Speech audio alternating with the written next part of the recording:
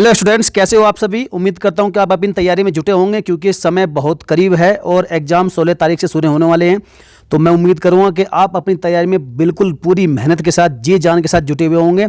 दिन रात आपने एक करके रखा होगा। तो चलिए साथियों, अब खाली रिवीजन का समय है और फाइनल रिवीजन करने का समय आ गया। अब बाकी पढ़ाई छोड़ दीजिए। अब आप जितना आपने पढ़ा है आप उसको रिवीजन करिएगा। तो चलिए साथियों, आपके रिवीजन की सुविधा के लिए बहुत बढ़िया आपके सामने वीडियो लेकर आए हैं। ये एसएससी जीडी का जो एग्जाम होने वाला है उसके लिए फाइनल रिवीजन की सेट 3 अर्थात तीसरी वीडियो है। तो चलिए शुरू करते हैं वीडियो को, समय वेस्ट नहीं करते। पहला इसका क्वेश्चन है कि मुगल वंश का अंतिम शासक कौन था। औरंगजेब, शाहजहां, बहादुर शाह द्वितीय, दारा शिकोह। तो देखिए फ्रेंड्स, आज हम थोड़ा डिटेल से कम समझाएंगे, बस आपके रिवीजन के लिए फटाफट से प्रश्नों को कवर करेंगे। तो इसका राइट आंसर है ऑप्शन नंबर सी, बहादुर शाह द्वितीय, जिसे हम बहादुर शाह जफर भी कहते हैं, जिसने 1857 क्रांति में आंदोलनकारियों का नेतृत्व संभाला था। और मुगल वंश का पहला शासक कौन था, तो भाई साहब इसकी स्थापना की थी बाबर ने। कब? पानीपत की पहली लड़ाई 1526 अर्थात 21 अप्रैल 1526 को हराकर, किसको? इब्राहिम लोदी को हरा करके स्थापना की थी मुगल वंश की। और अंतिम शासक था बहादुर शाह द्वितीय। चलिए आगे बढ़ते हैं। क्वेश्चन नंबर 2, रानी की वाव कहां स्थित है। देखिए फ्रेंड, जबरदस्त क्वेश्चन है ये, धुआं करेगा एग्जाम हॉल में। मैं बता दिया आपको, बिल्कुल छाप लीजिएगा इसको आप। राजस्थान, गुजरात, हिमाचल प्रदेश या फिर महाराष्ट्र। रानी की वाव कहां स्थित है? तो फ्रेंड्स ये स्थित है आपकी गुजरात में। गुजरात में कहां? पाटन में। गुजरात के पाटन में स्थित है आपकी रानी की वाव। और ये है रानी की वाव का दृश्य, जो कि यूनेस्को की विश्व धरोहर स्थल में भी ये शामिल है। और देखिए सबसे इंपॉर्टेंट, मैं इस क्वेश्चन को क्यों लेकर आया हूं, क्योंकि जो नया 100 का नोट आया है, एक तरफ से उसमें महात्मा गांधी जी की फोटो है और दूसरी तरफ उसमें इस रानी की वाव की फोटो है। ये भी याद रखिएगा फ्रेंड्स, मोस्ट इंपॉर्टेंट क्वेश्चन है आपके लिए। चलिए आगे बढ़ते हैं क्वेश्चन नंबर 3 की ओर। किस खिलाड़ी को लिटिल मास्टर भी कहा जाता है? सचिन तेंदुलकर, सुनील गावस्कर, मेजर ध्यानचंद या फिर कपिल देव। तो देखिए फ्रेंड्स, ये मत सोचेगा कि आसान प्रश्न नहीं आएंगे। आसान प्रश्न भी आपसे बनेंगे आपके एग्जाम हॉल में। आसान प्रश्न भी आपको देखने को मिलेंगे, लेकिन सबके लिए आसान होंगे और कठिन होंगे तो सबके लिए होंगे। तो इसका राइट आंसर क्या होगा? इसका सही उत्तर हो जाएगा friends option number B, Sunil Gavaskar. यदि आप सचिन तेंदुलकर सोचें तो ये गलत है, क्योंकि फ्रेंड्स सचिन तेंदुलकर को कहते हैं मास्टर ब्लास्टर।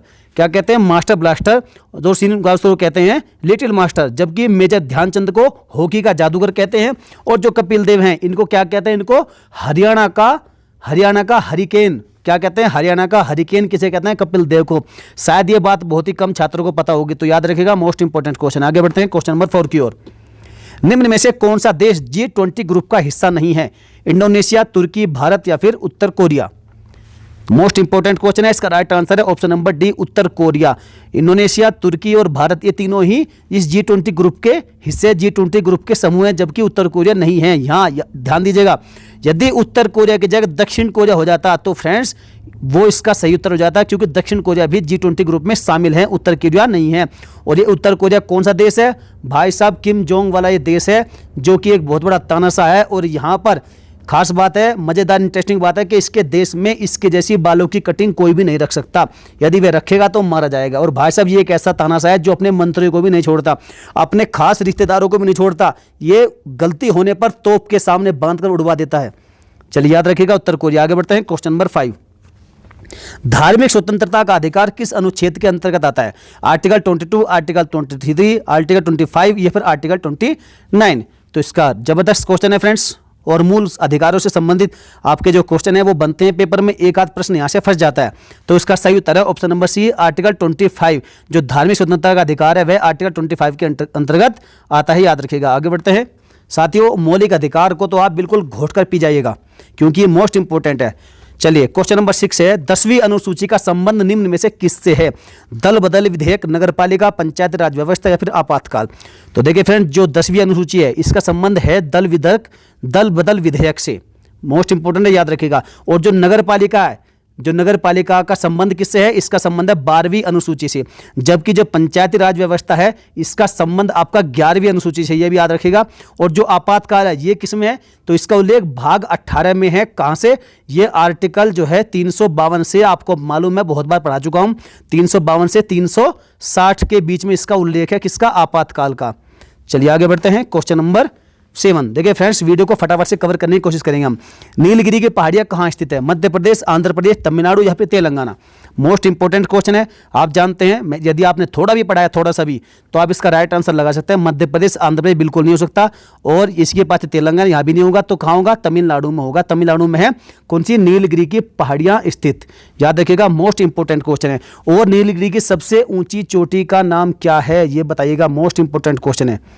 आप फटाफट कमेंट में लिखिएगा। मैंने आपको बहुत बार पढ़ाया कि नीलगिरी की सबसे ऊंची चोटी का नाम क्या है।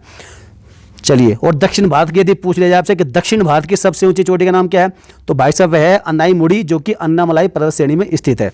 याद रखिएगा। और यदि पूछ लिया जाए कि दक्षिण भारत की सबसे दक्षिणतम पर्वत चोटी कौन सी है या पहाड़ी कौन सी है, तो भाई साहब है आपके कार्डमम की पहाड़ी। कौन सी? कार्डमम। और कार्डमम कहते हैं इलायची, तो इलायची की पहाड़ी या फिर कार्डमम की पहाड़ी सबसे, जो दक्षिण भारत की अर्थात जो तमिलनाडु में स्थित है, सबसे दक्षिणी पहाड़ी है। चलिए, मोस्ट इंपोर्टेंट फैक्टर सभी के सभी याद रखिएगा। क्वेश्चन नंबर 8 की ओर बढ़ते हैं। निम्न में से कौन सा राज्य बांग्लादेश के साथ सीमा साझा नहीं करता है? मेघालय, असम, त्रिपुरा या फिर सिक्किम? तो देखिए, मेघालय, असम और त्रिपुरा ये तीनों ही देश बांग्लादेश की सीमा के साथ में सीमा साझा करते हैं। जबकि सिक्किम कहाँ है? सिक्किम बिल्कुल उत्तरी इलाके में, जो नॉर्थ ईस्ट है भाई साहब, उसमें ऊपर है, अरुणाचल के लेफ्ट में है सिक्किम आपका, और ये इसके साथ सीमा साझा नहीं करता है। इसलिए साथियों, ऐसे क्वेश्चन बन जाते हैं। आपको इंडिया और वर्ल्ड दोनों के मैप की अच्छी से अच्छी जानकारी होनी चाहिए। चलिए आगे बढ़ते हैं क्वेश्चन नंबर 9 की ओर। प्रसिद्ध हिडकल परियोजना किस राज्य में स्थित है? गुजरात, राजस्थान, उत्तर प्रदेश या फिर कर्नाटक? मोस्ट इंपॉर्टेंट क्वेश्चन है। इसका राइट आंसर क्या होगा? तो फ्रेंड्स, इसका राइट आंसर हो जाएगा आपका option number D, Karnataka. Karnataka में है आपकी जो प्रसिद्ध हिडकल परियोजना है। कहाँ पर है ये आपकी कर्नाटक में है। और साथियों याद रखिएगा, कहाँ पर है ये? यह घाट प्रभा नदी पर है। कहाँ पर? घाट प्रभा नदी पर है। और कर्नाटक के बेलगांव जिले के अंतर्गत एक गांव है हिडकल, उस गांव में है ये। कुछ गांव में? हिडकल गांव में है, बेलगांव जिले में आता है। और बेलगांव आपका जो डिस्ट्रिक्ट है कर्नाटक का, वह महाराष्ट्र और कर्नाटक के लगभग बाउंड्री पर स्थित है कर्नाटक में। याद रखिएगा। और कौन सी नदी है? घाट प्रभा नदी पर है। चलिए आगे बढ़ते हैं। Question number 10। किस देश में गंगा नदी को पद्मा के नाम से पुकारा जाता है? जबरदस्त, most important. Bangladesh, China, Nepal या फिर भूटान? तो फ्रेंड्स, इसका राइट आंसर है ऑप्शन नंबर ए, बांग्लादेश। बांग्लादेश में ही जो है गंगा नदी है, जब वह प्रवेश करती है तो उसको पद्मा के नाम से जाना जाता है। तो साथियों, आपने बहुत सुना है कि पद्मा के नाम से जानते हैं, लेकिन क्यों जानते हैं, इसका कारण क्या है? मैं छोटा सा आपका 1 मिनट का समय लूंगा और फटाफट से आपको बताऊंगा। तो देखिए, आप जानते हैं कि जो गंगा नदी है, जब यह गंगोत्री से गोमुख से निकलती है, तो जो भगीरथ नाम के राजा थे, वो गंगा को पृथ्वी पर लेकर आए थे। और वहाँ से देवप्रयाग तक जब लेकर आए, उसके बाद में जब आगे बढ़े, तो जैसे ही आप जानते हैं जो फरक्का है, फरक्का कहाँ पर है? ये पश्चिम बंगाल में है भाई साहब, मुर्शिदाबाद के पास में फरक्का। जैसे फरक्का से आगे निकले, आगे आगे भगीरथ और पीछे पीछे गंगा नदी, तो आगे एक पद्मा नाम की लड़की खड़ी थी। वो बड़ी ही सुंदर कन्या थी। उसको देख करके जो भगीरथ राजा थे, वह भूल गए कि वे कहाँ जा रहे हैं और कहाँ से आ रहे हैं। उनकी सुंदरता इतनी मनमोहनी थी, तो उनके पीछे वो चल दिए। आगे आगे पद्मा चल दी, पीछे पीछे भगीरथ और उसके पीछे गंगा। अब कुछ दूर चले, तो कुछ दूर चलने के बाद में इनको याद आ गया कि हाँ, मैं किस कारण से आया था और किस कारण से कहाँ जा रहा हूँ। तो उनको याद आ गया, तो वो वापस चल पड़े। उसके बाद फिर से ये दोबारा से पद्मा के पीछे चल पड़े। कुछ दूर चले, फिर वापस लौटे। तो यह प्रक्रिया 3 बार हुई, अर्थात ये आगे पीछे चलना 3 बार हुआ, ये घटना जो है। और उसके बाद में ये भाई साहब वापस जो है कहाँ पर? ये जो इसकी दूसरी शाखा है, जो भगीरथी की शाखा है, एक भगीरथ उस तरफ चल दिए, और जो पद्मा है वो चली गई आपकी, जो पद्मा धारा है वो चली गई आपके बांग्लादेश में। तो 2 धाराओं में वहाँ पर विभाजित हो गई थी, एक भगीरथी नाम से और एक पद्मा नाम से। और भगीरथी, आप डाउट में मत पड़ेगा, कन्फ्यूजन में मत रहेगा। यदि आप ये सोच रहे हैं कि भगीरथी तो वहाँ पर थी, तो भाई साहब ऐसा नहीं है। भगीरथी, जो भगीरथ राजा थे, वो लेकर आए थे इनको गोमुख से। उसके बाद में ये यहाँ पर जो बांग्लादेश में जब प्रवेश करते हैं, तो 2 धाराओं में बढ़ती है, भगीरथी और पद्मा चली जाती है बांग्लादेश में। चलिए आगे बढ़ते हैं। Question number 11। भारत का सबसे पूर्वी बिंदु कहाँ है? गुजरात, जम्मू कश्मीर, अंडमान निकोबार, अरुणाचल प्रदेश? बहुत ही सिंपल क्वेश्चन है, उम्मीद करूंगा आप सभी इसका राइट आंसर जानते हो। तो सबसे पूर्वी बिंदु आपसे पूछा है, तो भाई साहब सबसे पूर्वी बिंदु है आपका अरुणाचल प्रदेश। याद रखिएगा। यदि आपसे पूछ ले कि सबसे जो पश्चिमी बिंदु कौन सा है, तो वह है गुजरात, सबसे उत्तरी है जम्मू कश्मीर और सबसे दक्षिणी आपका अंडमान निकोबार। चलिए आगे बढ़ते हैं। Question number 12। भारत की मुख्य भूमि का दक्षिणतम बिंदु है कौन सा? यहां मैं आपको जांचना चाहूंगा, आपको बताना है कमेंट में फटाफट से मुझसे पहले कि भारत की कोई मुख्य भूमि है उसका दक्षिणतम बिंदु क्या है। पहले तो क्वेश्चन को ध्यान से पढ़िएगा। तो फ्रेंड्स एक एक शब्द आप एग्जाम हॉल में ध्यान से पढ़ना, क्योंकि एक एक शब्द के समझने के आधार पर ही आपका क्वेश्चन सही और गलत हो जाता है। तो भाई साहब इसलिए बिल्कुल भी कन्फ्यूजन मत रखिएगा, क्वेश्चन को पहले ध्यान से पढ़ना इत्मीनान के साथ में, उसके बाद उसके विकल्पों पर ध्यान देना। तो आपसे पूछा है मुख्य भूमि का, मुख्य भूमि यदि आपसे पूछता कि भारत का सबसे सुदूर दक्षिणतम बिंदु कौन सा है, तो वो आपका हो जाता है इंदिरा गांधी पॉइंट, इंदिरा पॉइंट। ठीक है फ्रेंड्स, लेकिन आपसे पूछा है कि मुख्य भूमि का दक्षिणतम बिंदु, तो अर्थात जो भारत की मुख्य भूमि है उसका दक्षिणतम बिंदु है आपका कन्याकुमारी, जो है आपका तमिलनाडु में। चलिए आगे बढ़ते हैं। क्वेश्चन नंबर 13, क्षेत्रफल की दृष्टि से दूसरा सबसे बड़ा देश कौन सा है? ब्राजील, ऑस्ट्रेलिया, अमेरिका या फिर कनाडा? मोस्ट इंपोर्टेंट क्वेश्चन है, इसका राइट आंसर है ऑप्शन नंबर डी, कनाडा। तो देखिए फ्रेंड्स आपके सामने मैप लेकर आया हूं, बहुत जबरदस्त ट्रिक के साथ में आपको समझाऊंगा, आप जिंदगी भर नहीं भूलेंगे यदि आप ध्यान से इस वीडियो को देख रहे होंगे, मुझे सुन रहे होंगे। तो देखिए जो दूसरा है वो सबसे बड़ा कौन सा है? कनाडा है। तो पहला कौन सा होगा? तो देखिए सबसे पहला आपका रशिया, दूसरे नंबर इसके बिल्कुल जस्ट सामने आप ध्यान दीजिएगा यहां पर कनाडा नंबर 2 पर, इसके नीचे बिल्कुल कौन सा? अमेरिका 3 नंबर पर, इसके सामने भी चली जाए चाइना 4 नंबर पर, और फिर उसके बाद ब्राजील आ गया आपका 5 नंबर पर, और छठे पर आ गया आपका ऑस्ट्रेलिया, और उसके बाद में हमारा प्यारा भारत 7वें नंबर पर। तो इस प्रकार से याद रखिएगा, पहला रशिया, दूसरा बिल्कुल सामने उसके कनाडा, उसके नीचे बिल्कुल आपका अमेरिका, और उसके बाद में आपका उसके सामने आ गया आपका चाइना, और उसके बाद इधर आ गया आपका ब्राजील, और छठे नंबर पर ऑस्ट्रेलिया, और 7वें पर हमारा प्यारा भारत। 1 2 3 4 5 6 7 याद रखिएगा, यह आपका क्रम है। और भारत कौन सा है क्षेत्रफल की दृष्टि से? विश्व में 7वें स्थान पर है। चलिए आगे बढ़ते हैं। क्वेश्चन नंबर 14, 1931 में कांग्रेस के कराची अधिवेशन की अध्यक्षता किसने की थी? जवाहरलाल नेहरू, महात्मा गांधी, वल्लभ भाई पटेल या फिर सुभाष चंद्र बोस? सुभाष चंद्र बोस। तो किसने की थी बताइए? तो फ्रेंड्स इसका जो राइट आंसर है वो जाएगा ऑप्शन नंबर सी, वल्लभ भाई पटेल ने। ये क्वेश्चन इंपॉर्टेंट इसलिए है फ्रेंड्स कि जो इसी अधिवेशन में, अर्थात जो ये सम्मेलन हुआ था, अधिवेशन हुआ था कराची का 1931 में, तो भाई साहब इसी अधिवेशन में महात्मा गांधी जी को लंदन में आयोजित होने वाले दूसरे गोलमेज सम्मेलन के लिए चुना गया था।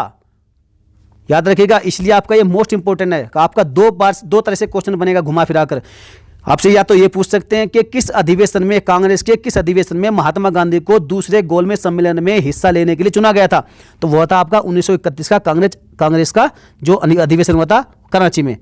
चलिए फ्रेंड्स आगे बढ़ते हैं। क्वेश्चन नंबर 15, कौन सा राज्य सर्वाधिक गन्ने का उत्पादन करता है? हरियाणा, पंजाब, उत्तर प्रदेश या फिर पश्चिम बंगाल? बड़ा सिंपल क्वेश्चन है, ऑप्शन नंबर सी, म्हारो प्यारो उत्तर प्रदेश, जो कि सर्वाधिक गन्ने का सबसे अधिक उत्पादन करता है। और उत्तर प्रदेश में भी कहाँ, जो सबसे ज़्यादा जो उत्तर प्रदेश में गन्ने का उत्पादन होता है, तो भाई साहब होता है आपका पश्चिमी उत्तर प्रदेश में, जो ये आपका पूरा बेल्ट है, मेरठ, सहारनपुर, मुजफ्फरनगर, बागपत, बुलंदशहर, इस साइड में सबसे ज़्यादा आपका गन्ना पैदा होता है, शामली। चलिए आगे बढ़ते हैं। क्वेश्चन नंबर 16, मूल अधिकार का वर्णन किस भाग में वर्णित है? भाग 1, भाग 2, भाग 3 या फिर भाग 4? जो मौलिक अधिकार है, मैंने आपको पहले ही बताया था कि मौलिक अधिकारों का आप घोट कर पी जाइएगा, यहां से हर परीक्षा में 1 या 2 प्रश्न जरूर बनता है। तो इसका जो राइट आंसर है ऑप्शन नंबर सी, भाग 3 में। ऑप्शन नंबर सी, भाग 3 में आपका मौलिक अधिकारों का वर्णन है। और कहां से कहां तक? जो आर्टिकल आपके कहां से 12 से लेकर 35 तक, इसके बीच में आपका जो मौलिक अधिकार है उन सब का वर्णन है। और ये कहाँ से लिए गए हैं? तो भाई साहब ये है यूएसए के संविधान से लिए गए हैं, ये भी याद रखिएगा। इसके और इसमें कौन कौन से हैं आपके मौलिक अधिकार? आपका समानता का अधिकार है, स्वतंत्रता का अधिकार है, और शोषण के विरुद्ध अधिकार है, धार्मिक स्वतंत्रता का अधिकार है, सांस्कृतिक एवं शैक्षिक अधिकार है, उसके बाद में आपका है संवैधानिक उपचारों का अधिकार। और संविधान की आत्मा जो बी आर अम्बेडकर थे, उन्होंने किसको कहा था? संवैधानिक उपचारों का अधिकार को ही संविधान की आत्मा कहा था। चलिए आगे बढ़ते हैं। क्वेश्चन नंबर 17, भारतीय रासायनिक जैविक संस्थान कहाँ अवस्थित है? देहरादून, नई दिल्ली, कोलकाता या फिर Lucknow? Most important question, right answer आपका ऑप्शन नंबर सी, कोलकाता। देखिए ऐसे क्वेश्चन भी 1-2 आते हैं कि कौन सा जो मुख्य संस्थान है उसका पूछ लिया जाता है कि कहाँ पर अवस्थित है। तो इसलिए याद रखिएगा जो मोस्ट इंपोर्टेंट जितने भी जो संस्थान हैं उन सबको, खासकर जो राष्ट्रीय संस्थान है उन सबको याद रखिएगा आप।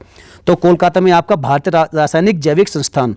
आगे बढ़ते हैं। क्वेश्चन नंबर 18, कोटा शहर किस नदी के किनारे बसा है? कोटा बहुत ही एक प्रमुख शहर है राजस्थान का, आप जानते हैं, एक ये एजुकेशन हब बन चुका है आज की तारीख में। गोदावरी, कावेरी, लूनी या फिर चंबल नदी? तो फ्रेंड्स राइट आंसर है ऑप्शन नंबर डी, चंबल नदी। यदि आप सोचते हैं कि लूनी नदी, तो भाई साहब गलत हैं, इसका राइट आंसर है चंबल नदी के किनारे स्थित आपका कोटा शहर। चलिए आगे बढ़ते हैं। क्वेश्चन नंबर 19, राजा राम मोहन राय को किसने युग दूत कहा था? सुभाष चंद्र बोस, महात्मा गांधी, लाला लाजपत राय, फिर बाल गंगाधर तिलक। जबरदस्त क्वेश्चन है। इसका right answer option number A, Subhash Chandra Bose ने राजा राम मोहन राय को कहा था युग दूत, याद रखिएगा। आगे बढ़ते हैं क्वेश्चन नंबर 20 नंबर क्वेश्चन है कि एनी बेसेंट भारतीय राष्ट्रीय कांग्रेस के अध्यक्ष कब बनी थी? 1915, 1917, 1919 या फिर 1916? मोस्ट इंपोर्टेंट क्वेश्चन है, आपसे तिथियों से संबंधित भी आपके क्वेश्चन पूछ सकता है, तो चलिए ध्यान दीजिएगा। जो इसका राइट आंसर है 1917। 1917 में ही जो एनी बेसेंट थी यह भारतीय राष्ट्रीय कांग्रेस की अध्यक्ष बनी थी। और मैंने ये क्वेश्चन आपसे पूछा क्यों है भाई साहब, मैं इसको वीडियो में लेकर क्यों आया हूँ? इसलिए लेकर आया हूँ कि ये जो भारतीय राष्ट्रीय कांग्रेस की अध्यक्ष बनने वाली पहली महिला थी भाई साहब, पहली महिला थी ये, फर्स्ट वुमेन थी, फर्स्ट लेडी थी ये भारतीय राष्ट्रीय कांग्रेस की अध्यक्षता करने वाली, याद रखिएगा। मोस्ट इंपोर्टेंट क्वेश्चन है। क्वेश्चन नंबर 21, स्वामी विवेकानंद किस स्थान पर विश्व धर्म सम्मेलन में प्रसिद्ध हुए थे? टोक्यो, शिकागो, सिंगापुर या फिर न्यूयॉर्क? आप सभी जानते हैं option number B, Chicago is the correct answer. तो स्वामी विवेकानंद थे और ये किसके शिष्य थे? ये रामकृष्ण परमहंस के शिष्य थे।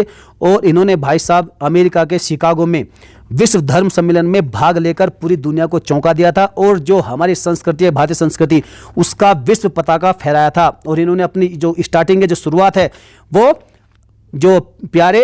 जो अमेरिका के प्यारे भाइयों और बहनों के नाम से ही शुरुआत की थी। और वहीं पर तालियों की गड़गड़ाहट से पूरा हॉल गूंज गया था, याद रखिएगा। और कब हुआ था ये? 11 सितंबर 1893। 11 सितंबर 1893 को ये जो विश्व धर्म सम्मेलन हुआ था, इसमें इन्होंने भाग लिया था और इसी दिन इन्होंने भाषण दिया था। बड़ा ही जबरदस्त भाषण, पूरे विश्व में प्रसिद्ध हो गए थे और भारत की विश्व पताका पूरे विश्व में फहराई थी। क्वेश्चन नंबर 22 है, भारत में दास प्रथा को कब अवैध घोषित किया गया था? 1845, 1843, 1849 या 1856? Most important question, right answer option number B, 1843 ईस्वी में भारत में दास प्रथा को अवैध घोषित कर दिया गया था। आगे बढ़ते हैं क्वेश्चन नंबर 23 की ओर। स्वामी दयानंद सरस्वती का मूल नाम क्या था? नंददास दत्त, महेश दास, मूल शंकर या फिर Keshav Chandra Sen? Most important question है। इसका राइट आंसर है ऑप्शन नंबर सी, मूल शंकर। देखिए जो मूल शंकर नाम है वो स्वामी दयानंद सरस्वती का मूल नाम था जिनका असली नाम था ये। और नरेंद्रनाथ दत्त, ये किसका नाम था? ये स्वामी विवेकानंद जी का नाम था, मूल नाम। और जो ये महेश दास है, तो बताइए यह आपका बीरबल का नाम था। कौन सा? बीरबल। आप जानते हैं बीरबल के बारे में बहुत सुना होगा, अकबर के शासनकाल में ही रहते थे राज दरबार में। नेक्स्ट क्वेश्चन की ओर बढ़ते हैं। अगला क्वेश्चन 24, नॉर्वे का राष्ट्रीय चिन्ह क्या है? वाटर लिली, गोल्डन रोड, शेर या फिर ईगल? तो right answer option number C, शेर। शेर जो है नॉर्वे का राष्ट्रीय चिन्ह है। और भाई साहब नॉर्वे की राजधानी क्या है? तो ओस्लो।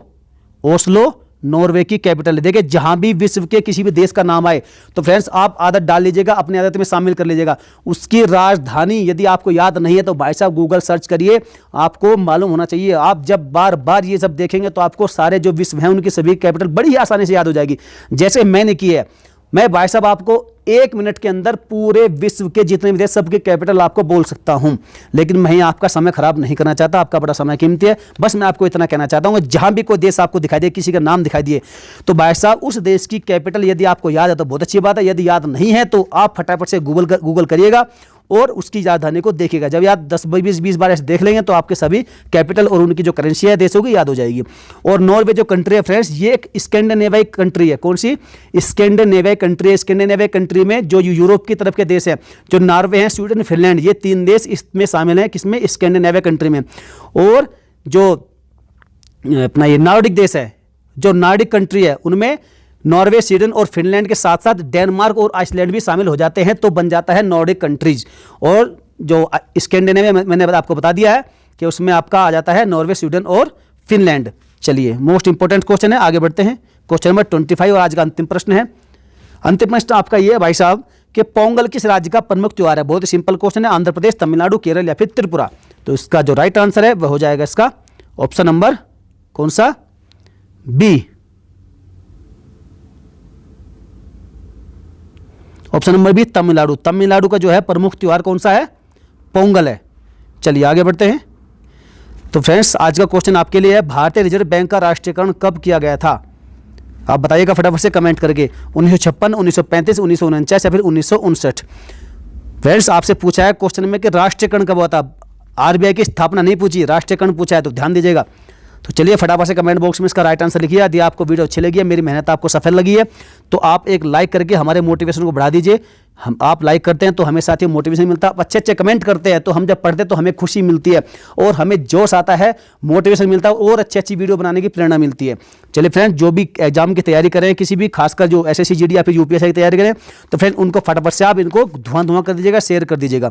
यदि कोई सुझाव है तो कमेंट करके बताइएगा और सब्सक्राइब नहीं किया तो सब्सक्राइब करिए चैनल को, बेल आइकन को प्रेस कर दें। चलिए फ्रेंड्स, मिलेंगे फिर किसी धमाकेदार धुआं नेक्स्ट वीडियो में। जय हिंद, वंदे मातरम। पढ़ते रहिए, मस्त रहिए, व्यस्त रहिए और आने वाले जो एग्जाम है उनके लिए मेरी आप सभी को शुभकामनाएं। आप सभी जल्दी सफल हों, अपने माँ बाप, अपने परिवार, अपना और अपने समाज का नाम रोशन करें और खूब तरक्की करें और खूब ऊंचाइयों पर पहुंचे, तरक्की सफलता आपके कदम चूमे। धन्यवाद। जय हिंद, वंदे मातरम।